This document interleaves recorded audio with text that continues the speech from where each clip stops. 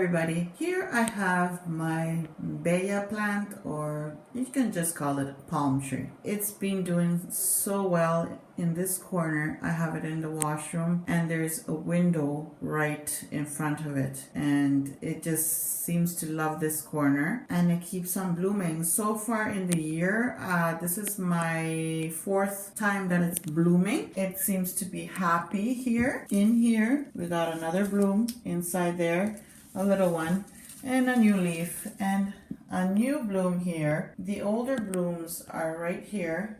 Those blooms are just little tiny balls. No flowers. They don't open into flowers. This is the bloom that they make. I love it. It's not one of those beautiful looking colorful flowers, but it's telling me that it is happy and that it's happy in that corner. Well, I'm glad that so far this plant is surviving. There's 2 blooms there, right? I believe it's 2. And then there's another bloom right behind. I don't want to disturb it. Right behind there somewhere, there's another bloom. So we have like 5 blooms in this plant. I have divided it and sold it and just kept half of it because it was way like full. So I repotted and then I put it in a bigger pot. Since then it's been blooming and blooming. I don't know, I guess it enjoyed me changing it from a small pot to a bigger pot. Yes, I wanted to share with you another easy plant to grow. It's not much maintenance. I really don't do much to it. All I did is just repot it after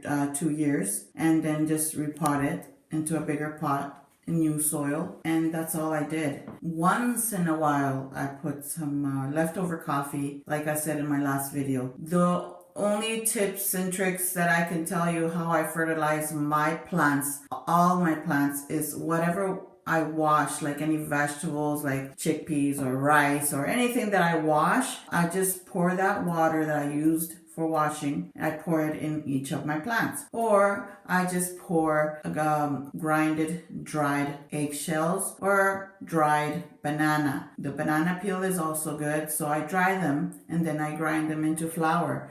Sometimes I just mix it with the eggshell. Once it's dried, it's easy to blend it into flour. So those are my tricks that I do, and just water only when it's actually dry. Now it's winter. I've been watering every maybe 3 weeks or more. So even worse, the succulents and the cactuses, I don't water often. I water once a month maybe, and I don't overwater those ones. But when it's these kind of plants, I do water them well. And yes, my friends, this is the most easiest plant that I didn't have to do nothing much to it.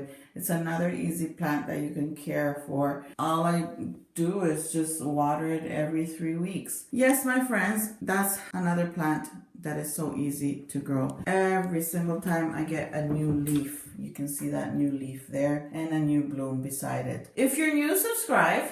Don't forget to click that bell so you don't miss any of my videos. Share the videos, comment below, thumbs up, and hope to see you again in the next video. Thank you all for watching. Bye.